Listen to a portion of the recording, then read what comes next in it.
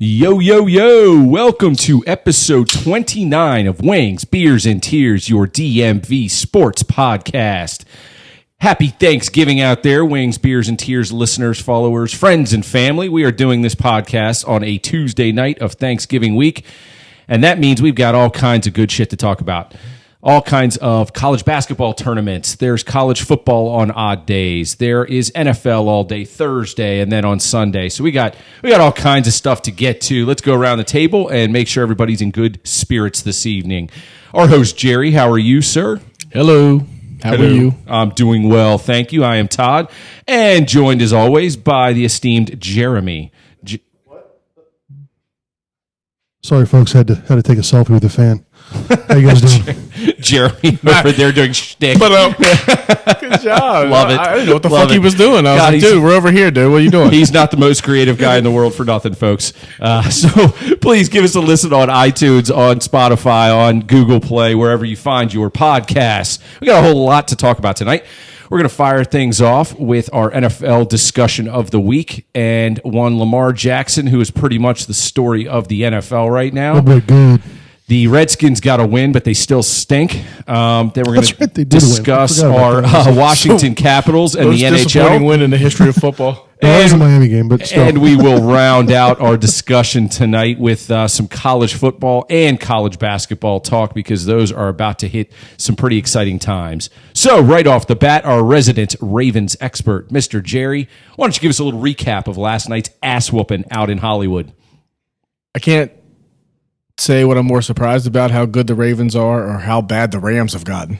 Yeah, the Rams have had some shockingly bad performances this year. Last year, Super Bowl, great defense. Defensive line's legit. Jared Goff, Sean McVay, they were unstoppable. I think the NFL just proves, which is a little bit disheartening for the Ravens, that one good year allows teams to adjust. So next year, the Ravens will be not as successful. Okay. Because Fair enough. This is not a sustainable type thing. This is I don't want to say it's a fad, but once, like anything else, when Kaepernick hit and then when RG3 hit, everything adjusts. The NFL adjusts. Right. But for purposes of last night, 45-6, drubbing. I mean, it wasn't even competitive. It got to a point. I mean, I'm a quasi Ravens fan. I mean, I love my wife; she's a Ravens fan, so I've sort of jumped on the bandwagon.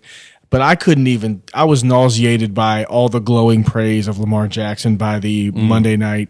I mean, Jesus, man. Did it feel like a curse, or did it just no? feel It like was just like relax, man. He's throwing. yeah. I mean, and realistically, he had 150 yards passing, 8 yards a pop. So he was Right. throwing some sidearm stuff, and he was throwing some short passes, and it's not like he was throwing 8 bombs at a time and completing everything.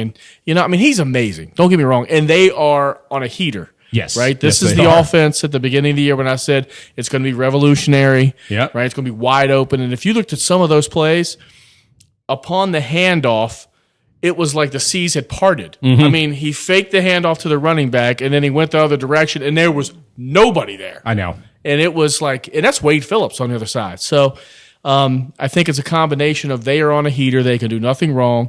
He's so efficient in that offense. He makes quick decisions.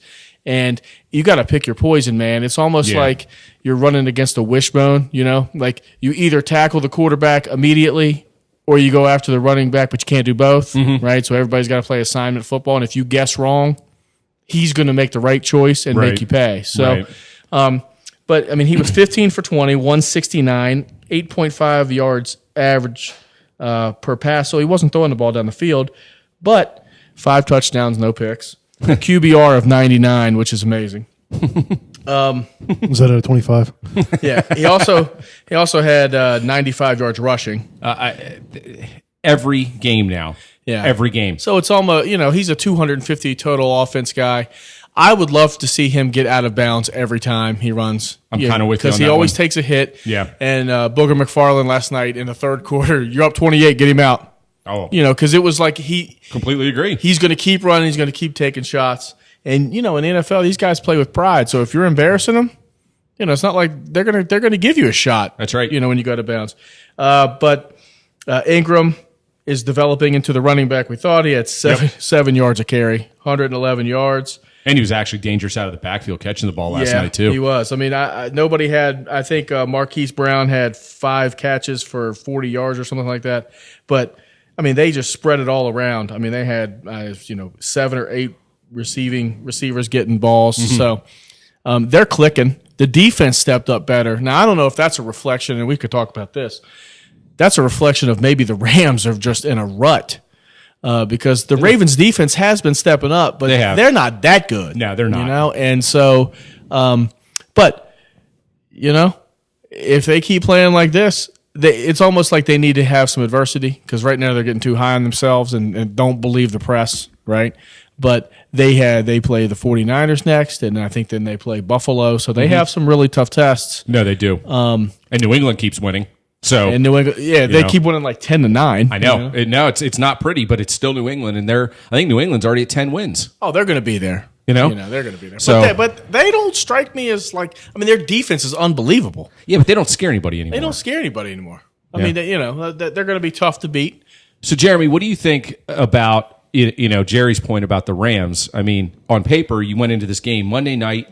Ravens go coast to coast. The Rams are still the Rams, right? I mean, we just said Gurley and Goff and Woods and Kupp and Donald on the defensive line. I mean, they've still got a who's who of studs. They've obviously been in a rut. The Ravens, like Jerry said aptly, they are on a heater, man. Holy shit. But is it a combo or is it just the Ravens are just mowing through whoever is up there? I'd put it more on the Ravens. I mean, because what were the Rams 6-4 coming in? They're still fighting for that second wild card or whatever it is. They're just I think that Jerry's point is dead on in terms of 1 year and then the new offense next year's never as easy. Right, and that's cost them a couple games probably. Yeah, but I really can't explain 45-6. So that's almost Redskins-esque. It really is. No, it really is. I mean, check out these stats, guys. Baltimore rushed for 285 yards. 285 in the NFL. Mm-hmm. God, the Rams rushed for 22. Mm-hmm. I know. I have Gurley on my fantasy team. Yeah, it's just like very impressive. I mean, that's unheard of. It 22 really yards rushing, and it's not like they didn't try. They didn't try very much. I guess they were falling behind. But Goff ran 30 less plays or something. Yeah, I mean, Goff threw for 212 yards and 2 interceptions. I mean, his QBR was 24. Thanks, Jared. You're my fantasy quarterback. Yeah, the Rams fantasy wise, that's the real talk here. The Rams downfall has affected everybody's fantasy. He's probably better than Haskins. But McVay was supposed to have an offense that was sort of a traditional West Coast type, unstoppable offense if you execute it, And yesterday, I mean, when I was watching when you were watching the Ravens game, they just kept running these slants. These 5-yard slants, and the wide receivers were wide open. Lamar Jackson was like throwing sidearm. Yeah. He was fitting it in there, but it's like, this is Wade freaking Phillips, man. Now I'm kind of with you. It's a weird style to watch right now because you're waiting for the wheel to come off. Bad mojo on the Rams and really good mojo. It is, but you're watching the Ravens and you're just waiting for something. You're waiting for a defense to go, here's the trump card. Here's what we're going to do. We're going to load the box. We're going to overload this side. We're going to drop a safety. We're going to confuse the shit out of you. None of it's working. It's usually a hardball fuck up, like a mind fart, right? And he had one of those last night. He went for it on 4th down when you're up like 21 points. Dude, he's been doing it all year. What are you doing? And they actually got it. And so he's like doing it all he's a bad year. 3-point shooter now that gets some success, and now he's going to keep shooting threes. Yeah. Well, the thing is, though, you're right about it. You figure that trump card's going to be out there, but then you just trump that back with Lamar. Well, and that's where ultimately talent wins out in pro sports, right? And Lamar's talent is, his talent is peaking at the right time. It is the right combination of a style that works for him. He seems very comfortable. He's seeing the game so much slower than what it's going on, and that's when a quarterback is at his most dangerous peak. You're right. You're right, though. I mean, it's the offense is tailor fit for him. It really is. And man. Right when they got Mark Ingram, I was like, "Oh shit, they're going to do something." No, you called that. You called that back in August. You said they have the potential, and Ingram is that piece that gives them that hardball running game, ball sustained offense that they want. And look at those numbers from last night. The Rams simply never got the fucking ball. Yeah. Same number of drives. Yeah. Just 30 play delta. Exactly. Or whatever it was, the Ravens are sitting there going 10, 12, 14 yards, or plays 6-7 a drive, 6, 7, 8 yards a play, and they're just motoring on down the field. In some ways, that's almost a more dangerous offense you can make the argument, then let's say the Kansas City Chiefs that live off of that 30, 40, 50-yard play. 100% it is. Because when you get to the playoffs and it's fucking cold and the D has completely done their homework and they've D'd you up, you want to be able to pick up 5 on 3rd and 4. You want to be able to get 7 on 1st down and set up some options. If you're Mahomes and you're sitting back there just slinging it 20, 25 yards down the field, does that translate? Now, with that being said, I still think Kansas City is the next most dangerous team in the AFC. Maybe. I mean, I think New England until you beat the Giant in the playoffs when all is on the line and there's no tomorrow, and those guys win 90% of those games. Sure enough, no, they're the Kings for a reason. But as I look at it, they don't scare me. Baltimore scares the crap out of you if you're an opponent right now. They're so dynamic. I think Kansas City's next in line for how potent they can be. Well, go ahead, Jerry. I don't think Tom Brady's what he was. I No, think not Father at all. Tom is caught up to him. Yeah, I think and so. if you can get pressure on him, he doesn't handle it as well as he used to. And he may not have the weapons that he once did, Sure, but I think sure. a lot of it's his reaction time and I think so too. and all of that.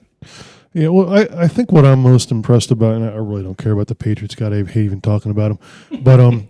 But with the Ravens, we sort of talked about this even in the preseason. Like, what is this offense going to look like? And I think what they've accomplished is exactly what we had kind of hoped. It's like it's not just dynamic. It gives the ability. It's like the way they spread out the defense. They leave that kind of gap that's about 10 yards deep into the secondary, and it's like you pick your poison. Are you going to, load the box and then you just, drop one over the zone to Brown or something like that? Or do you give that cushion because you don't want to get burned by Jackson? Yeah. And right now I just think, you know what? They're keeping everything in front of them. We'll take that 8 to 10 yards every play. As soon as you start blitzing a safety or something like that, they're going to go over the top because you can do that. And that's just it. Now he's shown the ability to actually throw the deep ball, and he has some touch on it, Right. And that's just what makes him so dynamic. So, I mean, right now, all the memes and the gifs you see on Twitter are him coming out of the tunnel last night to chance of MVP, but it's kind of league wide right now. I mean, he is the front runner, right? Yeah, and basically, unless he gets hurt, he's going to win. Well, I mean, freaking Russell Wilson has like 24 touchdowns, 3 picks. I mean, that guy's having an amazing year. So he's an MVP in any other year, but the staggering combination of rushing and passing numbers that Jackson is putting up are just that. They are staggering. Yeah, but both teams are 9-2, so you figure out how it ends up.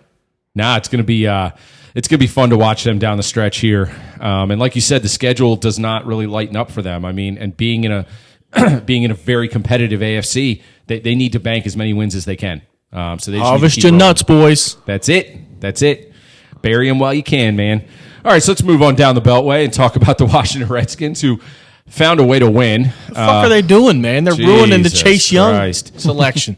Just awful. Now they're tied with the Giants. I know. So they managed to squeak out a win against the lowly Detroit Lions, who were playing their backup quarterback, and they're injury riddled and look pretty bad. And that's the only type of team that the Redskins can honestly hang with is another bad team. So for Haskins, I'm glad that he was the starting quarterback, and I'm glad that he has a win under his belt on his resume. Got to win. You got to win. He made some decent throws down the stretch, but the reality is their offense is anemic. Their defense, while they played better, it was against a really bad Detroit team. And let's face it, their touchdown, Steven Sims on a kickoff return, which he fumbled, I mean, so they're not any better right now than they were 2 weeks ago, in my opinion. No, probably worse, actually. Probably. I mean, we were ripping on Jay, but at least he scored 9 offensive touchdowns when he was here. Callahan's 1 or 0. Well, I think that's by design. I mean, yeah, you called it. You said that Callahan's basically going, guys, we're going to win like we just did this past Sunday. I mean, they're in games a little bit more than they used to be. They're a little bit more competitive. The Jets game notwithstanding. That wasn't. Yeah, but the Jets just put it on Oakland. Put it on Oakland, so maybe they're on a little bit of a weird fucking league, man. Talk about hard to predict from week to week. This was Haskins' worst week as a pro. I thought he had the opportunity to make some plays. He was overthrowing everyone. I'm glad you said that. He looked like Josh Jackson for the Terps. Where it was like, hey, why are you running those plays? The guys are wide fucking open. Yeah, so it's not like the plays weren't there to be made. Yeah. He just didn't make them. No, they were there, and it's so that was disappointing. It was, but he manages the game. Mm-hmm. 13 for 29. That's not good at all. No. 156 yards. That's not good at all. only one interception, no touchdowns. So he didn't throw the picks that the Detroit quarterback threw, and that's why the Redskins won. Yep. So it was the quarterback who made the least mistakes. Nobody made plays that enabled the win. So if you can, here's the bright spot for the Skins. I wish they would have lost, but at least he gets a win under his belt. Exactly. And he's not the worst thing we've ever seen, right? He's exactly what Jay feared, right? You can't win with this guy. If you have to win games, you can't win with him. But they don't have to win games. So I'd like to see him progress. I'd like to see him get to 200 yards pretty consistently. Yes. McLaurin is a beast. He is right? Really, really absolute Harmon, beast. That guy's showing some stuff in the past two. I mean, but he's playing for another little contract. that guy's done more than Josh Dawson did. Yeah. Agreed. Already. I mean, he got cut again today. Did he? Yeah. So I mean, thanks, McClure. What's the drunk guy's name? McLuhan. Thanks, Oh, buddy. yeah. You're the Seasayer. You know everything. He's a good football player, Jerry. That's why we drafted him. I still haven't seen anything from Geis. I mean, I saw one run, but then again, the line has quit. Dude. They have quit. They don't want to play. They're all just going through the motions. Oh no, Morgan Moses hasn't quit the post-game press conference. He was in there for like an hour just going Yeah. on Still different going. diatribes. I mean, he can't block anybody without holding them, but I guess he can speak. I mean, it's just, You should give a lecture on how to hold. right. So, just don't get anybody hurt. But you have some things to build on. Cole Holcomb's a pretty good player. He is a good player. Right? Yep. Jimmy Moreland was out there mixing it up. They got rid Josh Norman, get him off the field. He's a cancer. It's that guy. Right? I mean, he's a cancer. Dude, that guy just came in and stole money. He just laughed all the way to the bank. Are you guys surprised Monte Nicholson's playing? I'm shocked. I'm surprised. I'm shocked. I mean, I should never say it. I'm almost going to say something positive about the Redskins. This is, in terms of the upper management, but I'm hoping that they know what happened. They're like, the kid lost his girlfriend, all this stuff is like, he needs to be around his boys and playing because his head's not right. And it sounds like the cops have been involved. He's been cooperating, and they're not even considering him any kind of suspect or anything like that, even with the stuff they found at his house. So to me, that means, hey, you can question his decisions, but I don't think he, did anything illegal. So what are you going to do? I guess best case scenario for him is that the story and narrative is this girl who I knew, who I guess we were in a relationship, had a problem. We all knew she had a problem. And my boys and I were hanging out, and she went upstairs and did what she did, and we found her. Yep. So we didn't know what she was doing. Sure. And that's plausible. It is. And if his boys are backing him up on that, and he's got some cooperation, it'd be a very tough case to prosecute. I'm sure, unless there's a dealer coming out saying he bought it for her and he supplied it and all that stuff, then I the fact that it's at his house, I'm not sure is enough to charge him with anything. But pending the investigation, I just think I would, given where the Redskins are in the season, I think I would just sort of send him out and pay him. Obviously, you pay him. I'm a little bit with you. So I agree with everything both you guys just said. I think Jeremy's spot on. It's kind of like he's cooperating with authorities. There's really nothing illegal that they have deemed that he has done to this point, because if there was, then he certainly wouldn't be playing, because it would be a legal issue, let alone a football issue. The search warrant, they found what they were looking for essentially, and they still aren't really coming after him. So, right. So I get all that, but I see where Jerry's coming from too. Here you are on the downside of the season. You're a rebuilding team that's pretty much hit rock bottom. Pay the man, let him go on his way, and kind of take another element of the off the field issues that may or may not exist, and just throw it out there and not even worry about it. But he's a turd. I mean, he's been a turd now for a long time. Since he's gotten a fight in the middle of this, Oh, yeah. knocking dudes out in the middle of the road, and he's just. I'm shocked he's playing, because I just don't think he's that good. Well, he's not that good, right? I mean, But that's where we are. That's where we are. Redskins aren't very good, so it works out fine. Yeah, so they're a match made in heaven. They are. All right. So real quick, out of the NFC, Seattle, they the front runners right now, you think? I think so, but let me ask you: did you guys expect the NFC East to be this terrible? No. Okay. So if you listen back to our preview podcasts, I was 100% wrong on the Ravens. They aren't boring as fuck. They are amazing. I was 100% right on the NFC East. I was like, this division just sucks. I was like, Skins are no good. The Giants are no good. We knew that. I said, we all said, Wentz hasn't even gone through a complete season. The Eagles are like on thin ice with injuries. Well, the injury bug hit, and guess what? They're a 500 club. Right. And we all said it just takes one or two bad things to happen in Dallas for the wheels to come off, and you can see it happening. Garrett's a fucking lame duck coach. He's just such a bore. And while Dak is great, he's got no weapons other than Elliott. So, yeah, and I did think, I think Todd was more accurate with his description or prediction of what the East was going to do. I figured they'd be, mediocre, but on the good side of mediocre. They're on the bad side of mediocre, the entire division. Well, I mean, Dallas is in first place and want to fire their coach. I know. Oh, it's fantastic. But I thought the Eagles would be better because I thought Carson Wentz was going to be better, and I think he has not had the season that they've wanted. And by the 11th game, man, I mean, normally you are what you are. It's not like you get, I guess it's possible that you get on a major win streak and they could. I think talent-wise, I still think the Eagles are the better team between them and Dallas. I think they're more balanced. I think the Eagles have a very soft schedule coming. I haven't. They do. They do. I haven't paid attention. So it's like I don't know what they are at 5-6 or something.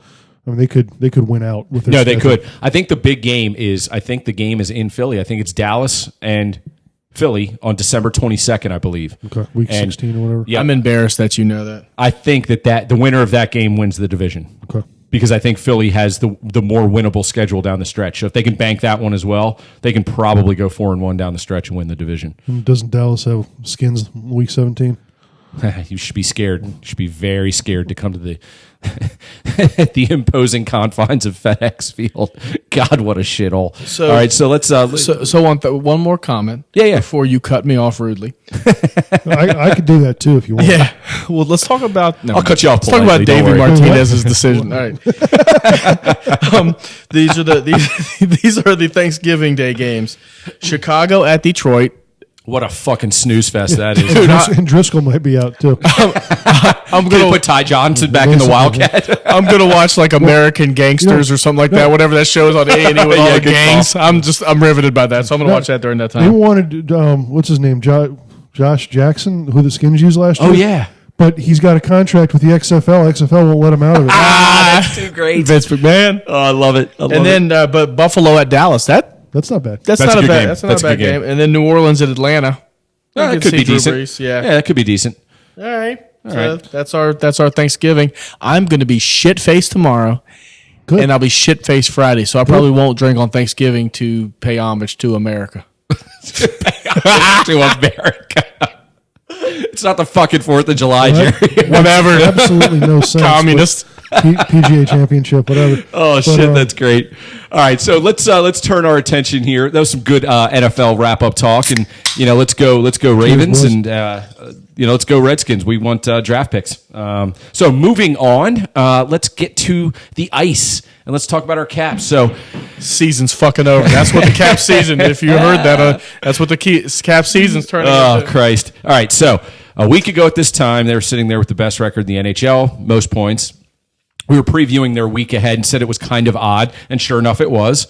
They had an overtime shootout loss, followed by a loss on the road to the Rangers. Just a really weird game. I think we hit 5 posts in the first 2 periods. It's just so weird. And then just a lackluster Saturday afternoon matinee against Vancouver, where you use the term, they appear disinterested at times. That game was a complete disinterested game. Saturday afternoon against a team from the West that they're only going to see a couple times this year. We looked like we were just skating around for 60 minutes to get to overtime and hoping to get the second point, and we didn't in the shootout. Right. So in a lackluster week, we still pick up a couple points. And the shootout sucked. It was terrible. Nobody was. It was awful. Shootouts, I don't like them anyway, but I certainly don't like them when no one's scoring. I like one where score, stop, score. It keeps it a little interesting. Dude, I'm telling you, I would love to see 4v4 for 2 minutes. Quick whistle, 3v3 for 2 minutes. If somebody scores, 2v2 for 2 minutes, and just be done with it. Right. The shootout, it was cool when it happened because it gave that bonus point to the winner. But I think it's run its course. I think it's a bore. Well, to me, it seems the offense has just gone stagnant. Obviously, they were scoring four a game. It seemed like, and the inferior team knows how to D up well enough and put the personnel on the ice to prevent the other team from scoring. A lot of times, they don't even try to score. They're basically going, let's get to the gimmick because we're not the better team. So it's kind of Jeremy, talk me off the ledge. Tell me, preach, please. I thought the game Saturday was pretty good. It's just the goalies were on fire. both goalies. And that would carry it all the way through the shootout. So I don't know. The high end talent was on display. I just thought it was a crap game in between the blue lines. I thought it was just like bleh. Why we still didn't figure out why the hell they played at 12:30. What was no that all fucking about? idea. 9:30 for Vancouver, basically 12:30 for the Caps, and so in some ways both teams did kind of look asleep. But I mean, I thought the goalies were on fire again. Hit a couple posts, all that stuff. And the goals were snipes. Both goals. Yep. Pedersen and Vrana. Oh shit! Yeah, both of them. It's kind of a stupid question when you come back with the Vancouver game, but were you guys disappointed with the defensive effort against the Rangers? Because Alan May was, and that means I am. Yeah, no, I mean it's interesting because Alan May's your litmus test. That's my Jay Billis, man. Yeah, as pretty much always, Alan May was right. I mean, McClellan even addressed it a little bit today. Is that they're having a little bit of trouble really trying to find that strong second pair. Yep, they've got their top three locked in. It's that fourth guy. It's like all the bottom three are all great on the third pair. Mm-hmm. Need one of them to step up and be the fourth guy. Well, that may be a precursor to the trade deadline of who we're seeking, right? Very possible. Very possible. Very possible. Yep. And maybe McClellan's making that statement to give a fire on someone's ass to step up. Mm-hmm. Yeah, I think that's exactly what he's doing. He's like, we like all these guys. They're doing a good job, but they're not stepping up to be that guy that can play 20, 22 minutes. I love hockey. They can say that without saying it, and everybody knows what they're talking about. Oh, yeah. Oh, yeah. They're so tough. He's a good guy, eh? He's good. So not terrible Canadian accent. That was pretty good, actually. Wasn't bad at all. I thought you were straight from Ontario with that one. Bob McKenzie action. So I think the Caps are in a really good spot with regard to their roster, their lineup. They've gotten through the early season rough seas with having to navigate the cap. And as we had talked about, injuries will kind of do that for you, right? You figure out when a guy's out for a few games, you LTIR him, you bank the space, you figure out how to make it work, and you make it work. They're doing a good job. They've got enough organizational depth that they can bring waiver exempt guys up and down from Hershey, and they're actually decent contributors. Mallinson, however you say it, I've heard it like four different ways. Beck Mallinson? Yeah. I just call him Beck. I like the way he plays, and Scarbosa. Garrett. Dude, he almost scored. Scarbosa's got some sick hands. I sent him down. I did not know that he had that high-end talent in terms of skills. Yeah, Scarbosa has the hands, and I've heard Joe B call him Mallenstein. Yeah, I've heard Mallenstein as well. But he's got the wheels, man. Dude. Good Lord. And he's got a motor. fly. He doesn't fucking stop. Great, man. another fucking Stevenson coming our way. No, but the difference is he plays a heavy game. There's Yeah, a couple I know, times I where know. George and I were watching and we were like, hey, that's not Wilson. I mean, he goes into the corners hard. Yeah. I like the way that guy plays. So we got Florida and Tampa at home next two games. So Real so tough. this is what we're talking about with the Thanksgiving schedule. Everything's weird. So they usually do that Wednesday night pre-Thanksgiving game, which gives us a reason to drink and stay up and act the Right. fool. Who needs a reason? It's a good call. And it's just a red herring. And then on Friday they play at 5, I believe. Yep. Isn't the day before Thanksgiving the greatest drinking day in the world? You called it, Jay. Isn't it It's the number one drinking It's day of the the year. number one drinking day of the year, St. followed by Patty's St. is too. Patty's Day. I used to get so fucked up when I'd come home from college. That's exactly I mean, like I exactly couldn't the even point. get home drunk, and I'm not a drinker. But like, I don't know why. I guess it's because I came home. You're seeing all your friends you haven't seen in a while, and everybody's happy. There's that, like, when you're drinking with a group and everybody's like jovial, you drink faster. Right. You're talking, everybody's loud, like you're all amped up. And by the time you start coming down off of that high a little bit, you're like, I just had 12 beers in an hour. And you're 6 like, shots. I asked Holly if she wants to get like a 6 or a Truly, and we can split it. I just Did you found out what admit the name- that? Wow. Yeah, actually, I just found out what that beer was, and now I like it. Now I like saying Truly? it. I've never had it, but I'm gonna it start is good, drinking it though. actually. You don't stockpile them down It's there? right up in my alley. Replace the old wine cooler. That's exactly what it is. It's pretty much Is it what really? it is. Yeah, It's pretty much. today's Bartles and James. It's fruity. It's delicious, I guess, if you like that kind of thing. You probably do, I do. I love it. lady. I love it. So Wednesday, Friday, and then don't they go on the road Saturday? Saturday, Yeah. Yeah, so then they got 4 on the road: Red Wings, Sharks, Ducks, Kings. That's right. They go out, hit the Red Wings on their way out to the West Coast. My guess is that the strong schedule made them focus early on. They played really well, really focused, and now they're starting to get in the doldrums. A little bit. It's like A in little Major bit. League Baseball when you hit August, you're like, shit, do I really have to play this next 2 weeks of games? Sure, Same. sure. I will say this about the Caps. You called it, Jerry. You wanted some adversity. Well, now you've gotten it. And when you get it, you don't like it because it makes you feel uneasy. Yeah, I mean, I'll jump ship faster than any fucking fan in the history of. That's a fact. True facts, folks. But I like that they're playing some tough games, continuing to play some tough games. We'll give the Caps credit on this front. They do not expect to go out and win every game 4-1, 5-2. I think they expect to be in a dogfight almost all the time. And they almost always are. Because they're getting everybody else's best shot. They are still just a year and a half removed from being the Stanley Cup champs, and they're sitting there at the top of the league. So they're still getting everybody's best shot. But don't you also agree that they typically play down to their competition? I would normally say that was a Caps thing. It appears to be a league-wide thing now. Maybe. What do you think, Jay? I think it's definitely a league-wide thing. And maybe not in the past, but like we've talked about, every team now has at least a line, if not two, that can score on anyone, anytime. And with the way they're calling games, the way everything's so wide open, you're going to give up chances. And if your studs are out there for those chances, then you know what? You're going to score a few goals. And you score 3 goals, you're going to be in every game. So, that's where I go with that. And it's you'd like to see the Caps dominate more, but that's just not the league. The game has never been faster. So the great equalizer in hockey is speed, and everybody's fast now. Even the shitty teams. You look at Detroit. Detroit's got a bunch of young guys that are just playing great. They have nothing to lose right now. The guys like Larkin and Athanasiou, or however you say his name, they just buzz all the time. They got a bunch of guys I've never even heard of that are just they can fly. Yep. So again, if you don't bury them early in a game and it's 2-2 in the second or third, you got young legs coming at you, and it doesn't matter what their pedigree is at that point. It is a speed game, and the league has never been faster, which makes it exciting. Can't take anything for granted, and the Caps need to stay on their toes. But I tell you what, I'm glad we don't have the injury issues and the cap issues that the Penguins have. And I'm really glad that we don't have the... And I'm glad we're employed, unlike anybody in Pittsburgh, losers. Jesus Christ. And I'm glad that we aren't in the dysfunctional dystopia that is Toronto right now. I mean, the almighty Mike Babcock gets sacked last week, and I mean, they were playing horrible. Yeah.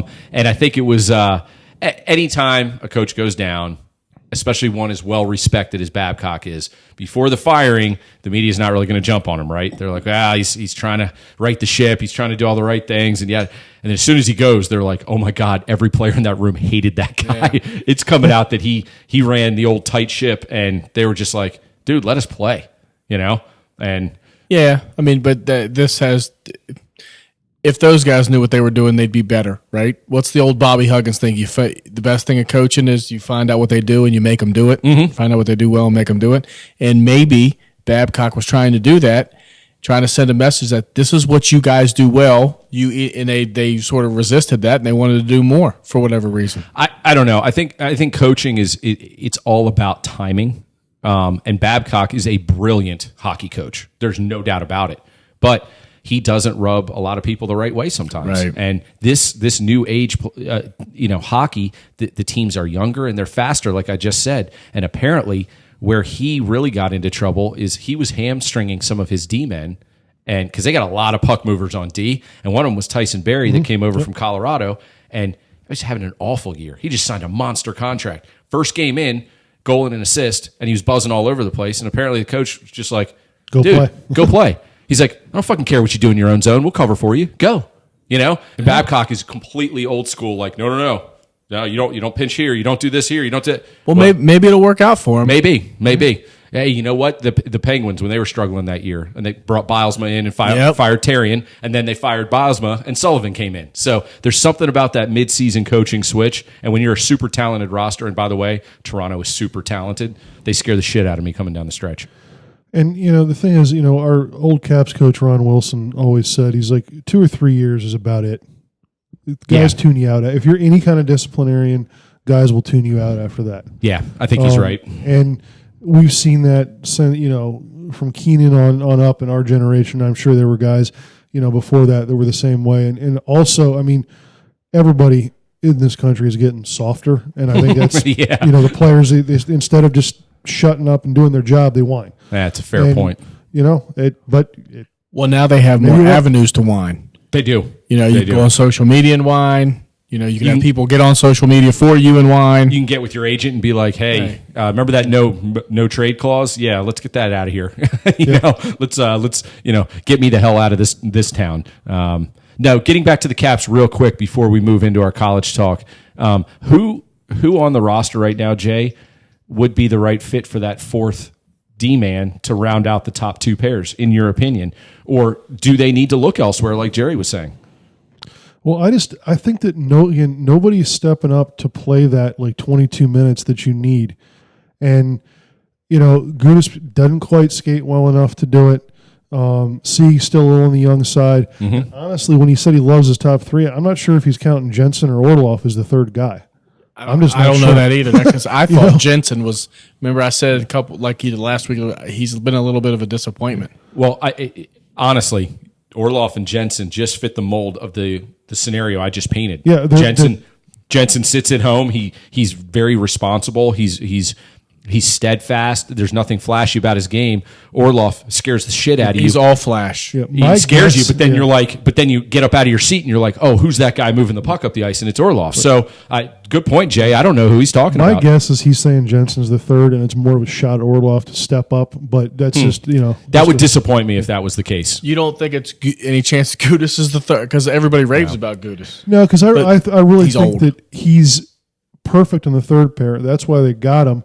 They're like, well, these other guys aren't really working out as the number four, so he's done that before. We'll put him up there, but that's not the perfect place for him. Right. So it's got to be Jensen or Orloff. I think he's the kind of guy that I think he actually likes being a third pair guy. Yeah. He likes being a penalty killer, and he likes just crushing people in the corner. Because that takes something out of you when you're that physical. Hell yeah, it does. So 3 or 4 fewer minutes a game makes him that much better. Oh yeah, and I can see the shot being taken at Orloff because he's pretty polarizing. I mean, when he's playing bad, he plays really bad. He makes that much he has some howlers, man. Yeah, I mean, when Jensen plays bad, it's just a little bit worse than what he usually plays. Yeah, you're kind of like, oh man, be a little tougher there. When Orloff makes a play, you go, oh my God, what are you looking at? I can't. I mean, I have said, why are you behind the offensive net? Why are you up there? The worst is when he makes a rush, because he's such a brilliant skater. But when he makes a rush, he has a shooting lane, doesn't shoot it. Then he has a passing lane and doesn't pass it. And then he wipes out in the corner. And you're like, oh shit. I don't think I've ever seen Ovechkin this year make a successful play, pass like the defender. It's always one-on-one. The crowd's all excited. They raise up, and he just runs into the defender or slips or loses the puck. I mean, he's old. Dude, he's a bull in a china shop, man. He's old, and I love it. Dude. Love it. What does he have, 15 goals? Oh, yeah. I think so, yeah. Jesus, that guy. Yeah, keep going, Ovi. So before we get into college talk, real quick, I want to ask you guys, NHL-wise. So Hathaway got his 3 games for spitting. In my opinion, completely justified. They got it right. Since then, we have seen Bortuzzo, a repeat offender against the Caps as well, twice suspended in the past, plus fines, dirty customer by all accounts, right? I'd take him on my team, but he's a dirty son of a bitch. Absolute 2-hand cross check to the back. Twice. Ugly, brutal, intent to injure, you name it, 4 games.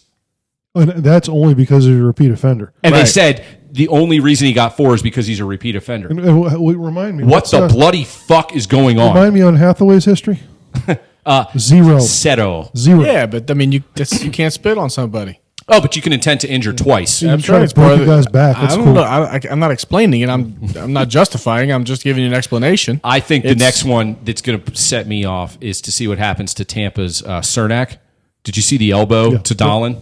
The problem with that one is, Dahlin's out 4 to 6 weeks. Well, so's Arvidsson. Right. But what you guys are seeing and talking about are things that happen every year in the league. It's pretty rare, unless you're playing against Sidney Crosby, that you're going to get spit on by a player. But you can get licked. But that the optics of that, and because it's so unusual so offensive, makes it worse, even though you could spit on me 50 times before you hit me in the back like that, and I'll be happier. I'll be pissed either way, but No, I get exactly what you're saying, and I agree with the 3 games for Hathaway. As soon as it happened, I was like, fuck, that was awful. In real time, I went, dumbass. I mean, he spit his mouth guard out. I know, but you said the word optics. It didn't look good. They reviewed it. it sets a precedent. It was so offensive to so many people that they had to do it. Whereas if you go up and drill somebody with a stick in the back of the head, that happens. That's happened before. So it's like, well, that's hockey. Yeah, it cracks me up. They're like, oh, well. Well, here's the thing. Obviously, I completely disagree with the 3 games. I think it's absolute bullshit.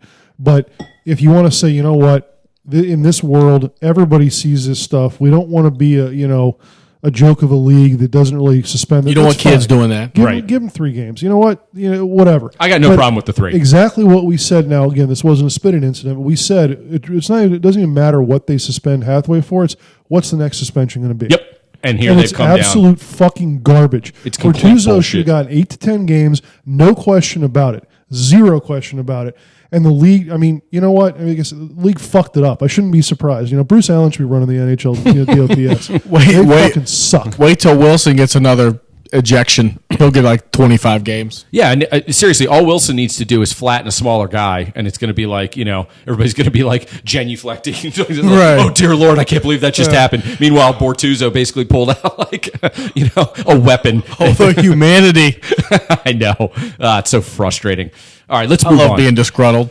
Let's move on. Go Caps. Go Caps. We're rolling. We're fine. We're good. Maryland plays Temple on fucking Thanksgiving morning at 11. Fucking A, right? They do. NFL And you know watch what? that instead. You know what? You should be hungover if you're going to do what you say you're going to do I'm tomorrow. going to drink 4 Trulies. And what you should do is pop up Thanksgiving morning, and you should have Jeremy come over and make you a nice stiff Bloody Mary. First of all, nobody makes Bloody Marys like Jeremy. Second of all, he will not leave his house. Both fair points. Yes. He makes the best Bloody Marys ever, and he's definitely not leaving the He's house. definitely not leaving his house. I'm leaving the house. I don't give a shit if his fucking house burns down on Thanksgiving. That motherfucker will be in a recliner with burnt shit all around him, and he still ain't leaving the house. I don't have a recliner. With his cooler right next to him, so he doesn't have to get up. No cooler. Just a nice handle of Pinnacle. No, but yeah, so Terps, by the way, your top 5 Terps. I must say, this game scares the shit out of me because it's fucking Temple. Yep, agreed. This whole weekend scares the shit out of me for a number of reasons. We moved into the top 5, and I don't think we played great basketball yet. We haven't played anyone, but I still think Turgeon is finding his parts and pieces. He's never had this many tools. Right. Never had this deeper roster, this highly talented roster, etc. Temple's a pain in the ass to play against. Got to play him at 11 a.m. on Thanksgiving Day down in Orlando. And then the other side, the second game is either Harvard, who almost made the Sweet 16 last year. They were a pain to play against, and Texas A&M, who's a very solid team. Fuck, is Harvard going to be quoting scripture or something, or like Shakespeare? Dude, fuck, they don't even have a basketball team. Well, apparently they do. They're in this tournament. Yeah, but they're not like real. They're like club.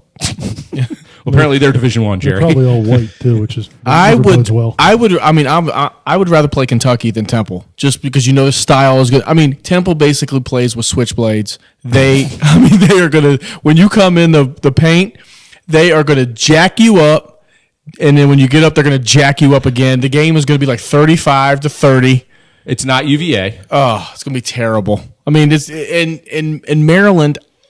Their guard, I love Morcell and I love their guard play, but their bigs don't seem physical. Like Sticks doesn't seem physical, and if you can knock him around, and you don't know what the freshmen can do. Maybe this is the game where they actually show up and have to contribute. I'm not minutes. too concerned with the lack of physicality inside because I think the Mitchell boys are going to come into their own, and the one, I'm not sure which one it is, really impresses me right now. And he's physical without having to be overly physical because he's the size of a truck. I mean, I feel like that's Mackay. He's just neither one of them are seem overly skilled, but they're athletic and they work. They work, and they're just big bodies, man. Yeah, because everything else will come. You know where I like the physicality on this team? It's your boy Morcell, Jerry.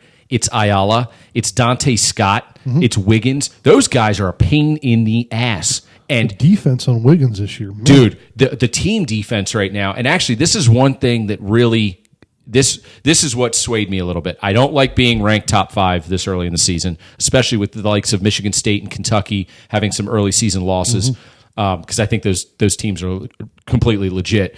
I don't know that we're a top 5 team, especially right now. I think we're there by default based on talent and based on projection. We haven't really done shit. We'll see what happens this weekend. But what excites me about this team is their depth it's their athleticism, it's their high-end skill. Cowan and Sticks are legit scorers in the NCAA. Been a long time since we had two guys that can score and carry a team, and they play defense like I have not seen a Turgeon team play defense yet. He seems very excited by that. It's very Gary-esque the way they're pressing. I completely agree, and I don't want to jinx it, but I had the same thought, Jay. I don't know, man. I think they've underperformed. They haven't played anybody worth a damn. Temple by far is their best, the best team they've played to date. I think the magic number 70. They have to get above 70 to win, and so that's the number. Because I don't think it. Obviously, Temple's not going to run with them. At least I don't think. I mean, I can't. I'm not an expert of Temple, but traditionally the way they play is sort of a grinder, slow down game. Yeah, they like to play in the 50s. Big and physical. Now I looked at some of their scores, and they do average about 70. So I'm going to assume, and that's against teams like Drexel, not terrible, and USC. They usually have a shooter or two. Right. Temple, So the way all these games go down is it's always close back and forth. And then usually Temple makes a play in the last 10 minutes and starts playing tougher, and they win by 2 or 3. That's what I'm praying that doesn't happen in this one. See, Maryland cannot shoot. That's the. So they haven't shot yet because they haven't really had to in a lot of ways. I know, but at some point you can say they haven't shot well yet, or they just can't shoot. You're right, and time will tell, right? Right. But this is the kind of game, and this is my dream scenario for this game. It's a low bar, I know, but it's going to be ugly. It's going to be back and forth in the first half. You're going to be all pissed off. It's going to be like 34-32. Turn that motherfucker off in 2 minutes. Yeah, you're going to be watching like by 20. He's going to be watching Law and Order from like 2001. On Thanksgiving Day. Like, you can't do that. Why did you object, dumbass? You can't close like that. And then in the second half, 10, 12-minute mark, there's going to be a TV timeout. Maryland's going to be down 2 or 3. We're all going to be pissed off. And then we're going to turn around and they're going to win by 12 because they're just better. Well, they haven't shot the ball well at all. I don't think they've had a margin less than 10, have they? No. I mean, have they had a margin less than 20? But they have been playing teams that you and I could, 3 of us could be on the top 8. Yeah, but the thing is, they're doing that and shooting, 5 for 25 from 3. Right. You just make 2 or 3 more of those, they're winning these games by 30. So Mm-hmm. Well, I mean, they got Temple and Notre Dame, so hey, Turgeon, earn your fucking paycheck, man. You know what I'm saying? Amen to that. If you're the 5th best team in the country, these are the teams you have to beat. That's the motto for this season. I mean, it's not like he's going to get fired or anything, but if he doesn't do all this season, he's going to be on the downside. Well, and here's so here's the question: what is What is good enough? We know that the ceiling for this team is Final Four, right? Right. 23 wins. I'm putting it at 25. Yeah, I think 25, especially with the schedule to start the season like we've talked about. I'm like, dude, if they don't win 25 games and they aren't top 3 in the Big Ten, going into the Big Ten tournament, and if they don't see their way. You're right. So 23 wins is like 23 and 10. Yeah, you're right. Like 25 and 7. By top 4 seed in the tournament. Yeah, I'm really thinking like 27 and 6. Like that's really where they should be. But I'm putting it at 25. And again, top 3 of the Big Ten tournament. Whatever happens in the Big Ten tournament happens. Those tournaments are weird. But NCAA tournament, you get to the Sweet 16 weekend, and then it's all about matchups. Yep. But if we go, oh, man, we dropped in the second round to a tough, Temple team. Tough UNLV team. Right. Yeah, fuck that. I'm going to be pissed. Right. I'm going to be really pissed. So, yeah, good. I'm glad. And I think most alumni are like us, where we're tired of the potential. We're tired. Yes. He's a nice guy. Dude, you got to win. You got to, man. You got to win. Look, he's run a clean program by all accounts, knock on wood. Never know what happens. As far as we know. Exactly. I'd like to keep it that way. I'd like to know nothing. And, as Maryland alums and fans, we are just pining for anything positive because let's flip it over to the football team. Holy shit. Man, the bottom is fucking dropped. Dude. Fuck me, man. They're terrible. They're not. I can't remember the last quarter of a game that they were competitive with a decent team. What the fuck happened since the Syracuse game? Dude, what the fuck happened? It couldn't have gone worse. I'm an analytical guy, and I'm just my jaw is dropped. I don't know what the hell to even look at or say, and I'm not even looking at numbers. I'm watching the games, and I'm going, what the fuck are we doing? Yeah. Well, I think one of the things that we tend to forget, and we probably shouldn't because it's so bad, Locke's he's got as much work to do as anybody. He's never been a good head coach. No, he's not. Been a recruiter. You're right. He's been a good assistant. Do I think he can get there? Absolutely, he can get there. But he's learning just along with everybody else. I mean, you watch him. We criticize players sometimes, or criticize Jay for looking dumb on the sidelines.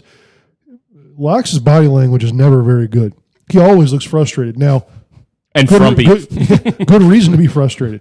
But it's like I don't know if he necessarily knows how to run a program in terms of X's and O's on the field. I don't know if he knows how to do it. Maryland clearly seems like a team that when they start to play and one thing goes bad, they just fucking throw in the towel. Everything snowballs, good or bad. Yeah, they just throw in the towel. Yeah, unfortunately, it's like, here we go again, and now but there's been a couple games now. It appears that they've thrown in the towel in like pregame warmups because they come out, whether it's a kickoff or the first drive or the first defensive series, they look lost, disinterested. Yeah, I mean, it's like Nebraska is a team in turmoil too. Dude, they're not that good. Say that 3 times. Yeah, yeah, right. But I mean, they gave away four or five possessions. I know. In the game.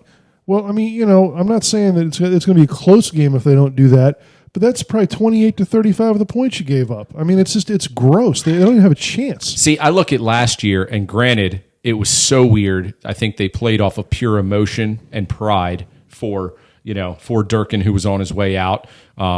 And the interim coach did a tremendous job of catalyzing the group and keeping everybody together. And let's face it, they had talent on the team, right. But they were competitive up until week 12 last year. They haven't been competitive since week 4 or 5. I bottom think line, that, when you lose a superstar like Jake Funk, it's hard to compete. Jake, I see him every week. Yeah, such a good dude. Such a good dude. The one that really killed them was losing the receiver early in the season. Jay-Sean Jones. I mean, that seemed to take the wind out of their sails. But Josh Jackson and Pigram clearly are serviceable at best. Well, and the thing is, they're both hurt now too. I know. Plain hurt. I know. But I think the loss to Penn State, it really took the wind out of them. Just kicked them right in the balls. They got punched right in the face, and they have never recovered. Yeah, I agree. And their pedigree is to lose, so that's what they're used to doing, and that's what they're going to do.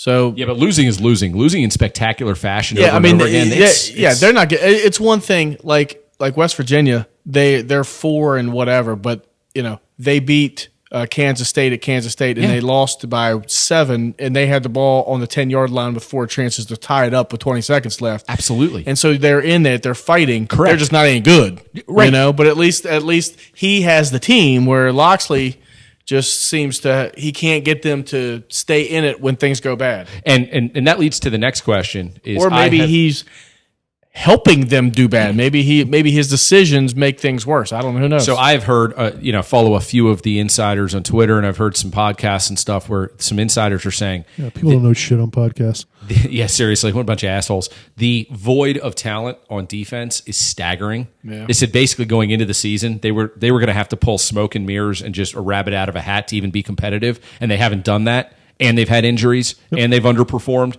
and the result is they're basically going to give up 50 a game. This is you got about 3 guys that can this play. is the University of Maryland, where you have Good Counsel, St. John's, DeMatha, Gonzaga in your backyard, and I would say those starters on those teams, 80% of them are Division I. And I know those guys are going to go to Alabama and Ohio State and all that stuff, right? But you should be able to pull 3 from each team. You're freaking Maryland, man. I agree. The second guy, get 3 of that top 6 or 7, though. Right. Every That's time. what I'm saying. Yeah. I'm with you. That's what Locks can do. Well, and he can. So here's the next question. This is what I was talking about. But he may not be able to coach him up. We may have another Turgeon. But we might. But at least with Turgeon, what drives us crazy about him is we're sitting here going, man, we only won 21 games, and we're in the NCAA tournament, and you're right there. This Maryland football team isn't even fucking close to winning 6 games. You're absolutely right. You're right. So. And it's loser talk sometimes, right? To say, hey, man, at least we were in the game in the fourth quarter. We just couldn't get it done. But sometimes you have to get to that we point. Don't worry about that. Yeah, seriously. You have to get to that point before you can tip the scales. Well, and you said it with West Virginia. And I told you they were going to be competitive. I told you they were going to be pretty good. Why are you pointing at me? They're terrible. Pointing at you because they're not terrible. Maryland's terrible. But, Loxley needs 3 years. And if by the third year they're still not competitive and bowl eligible, right, then the mistake was made. Well, so there's the next question: do you give him the full 3 or 4 years or whatever the length of his Absolutely. contract? You have to, right? 100%. Yeah. Okay. First of all, Maryland can't afford to be buying bingo, people out. Bingo. But I think what you hope is that he learns. He knows everybody. I mean, hell, he even knows Jerry, for crying out loud. It's in his Rolodex. So he knows. Didn't you guys talk on the phone once upon a time? We did. That's a funny story. He knows everybody. So you hope he can learn, because he really has the reins. He's got time. He can recruit here better than he can pretty much anywhere else, except for, of course, probably Alabama. I mean, we get that. But maybe he'll learn, hey, I can be a good CEO. I need to go out and get the best OC and DC I can. I'm going to step back from the coaching, recruit, build the family. I can do that. See, and that's music to my ears because that's kind of where I'm at. He has the local ties. His heart is with this university. Kids love him. Parents love him. Bring him in and let somebody else coach him. Bingo. And when he assembled his staff, I was underwhelmed because I was like, where is that OC, that DC, that even like assistant head coach who's helping him on the recruiting trail? But then again, I mean, he was the offensive coordinator at Alabama. I know. And Nick Saban is entrusting him to, I assume, to game plan and to call plays. When you have that much talent, it's more like just don't fuck up than it is you actually have to do something good. I don't know, man. I mean, those guys, they run intricate shit, and I know. So he recruited those guys. He got them to play. He did the schemes. Well, Alabama recruits itself. They turn away dudes. No question. And we've talked about that. Yeah. Saban walks in and you look at him the wrong way and he goes, "Fuck you, I'm out of here." I got somebody just as good as you. Yeah, exactly. At 3:30. Yeah, right. Exactly. So no, it's a different beast. And being a head coach at the D1 level at a smaller school is. And Maryland is a smaller school when it comes to football, right? Especially being in the Big Ten, and you're always going to have to overachieve to get to 7 wins. That's kind of a tough road to go down, right? I mean, it's not a football powerhouse, especially when you're in the Big Ten. Mm-hmm. And opposite of Turge, there are no expectations really. The expectation is 6 or 7 wins, right? Which would equate to about 18 for Turge. I mean, it's so different. Now, again, if we're having the same conversation 4 years from now, he's going to be in trouble. There's no question. Oh, yeah. But I think he's got a couple of years to figure it out. He has a couple of years to make sure basically that the entire roster are his guys. And, if he can't figure out either how to recruit the right guys or to coach up the right guys or to hire the right coaches to coach up the guys, then he goes. But he's got the 4 years, I think. I think he does. Here's my fear. And in the current college football landscape, the recruiting scene is so different than it was even 10 years ago with the ability to transfer after you graduate, so you can get those 5th-year seniors in or even 4th-year seniors, and they don't have to sit out a year. So the landscape changes from year to year. You get early commitments, and you're allowed to pull those back and go somewhere else. I'm afraid he's already lost a handful of guys, and every team has lost a handful of guys by that point. I get all that. But when you are losing as spectacularly poorly as Maryland is right now, it's going to be hard to land that landmark 4 or 5-star guy. Right. There's only one Stephon Diggs every 10 to 20 years who's just going to stay home and be like, fuck it, I'm doing the homegrown thing. You're not going to get those guys very often. But that's exactly what his job is and what he should be good at in terms of, no, 5 stars, pretty much no chance, maybe a 4-star here and there, but high 3 stars all the way is what gets this team to 500. It's that Stephon Diggs that maybe you can beat one of the big 4 that's, when he's there. Ohio State and Penn State own this area. Do they ever? Remember, Maryland basically beat Ohio State last year. I know. That's where they are. That's where they were. So weird. So, I mean, as disappointing as this season has been, and by the way, I mean, I hate to not go to games when, senior day.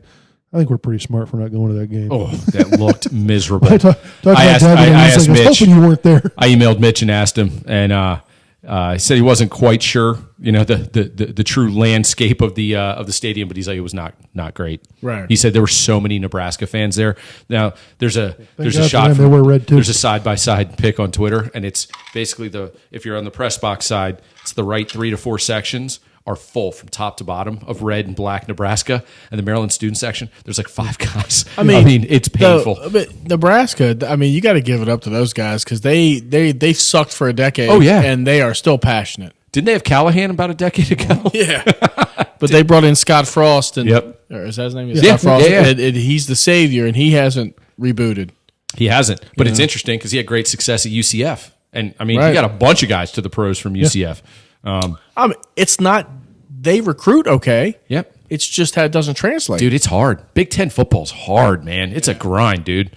You get your ass kicked every week in the trenches, Right. and that's where Maryland's hurting right now. Well, and we always talk about Maryland not really being a Big Ten team. Well, either was Nebraska. I mean, they weren't. That's a good point. I don't know if they were Big 12 or whatever they were, but they were not Big Ten football. If anybody from the ACC is listening, please take West Virginia.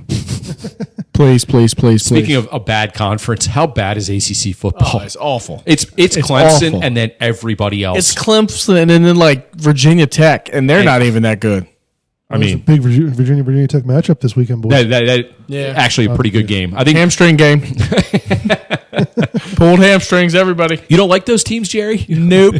I think the feeling's probably mutual. Yeah. Nope. Oh man! So I really hope Loxley gets the leash and the contract length that he has earned and probably deserves. But I just really hope in the process that we don't fall off a cliff even more than we already have. Well, maybe he can get some good talent this year. Get some have a surge at the end, and I think he needs some dynamic players at the quarterback position.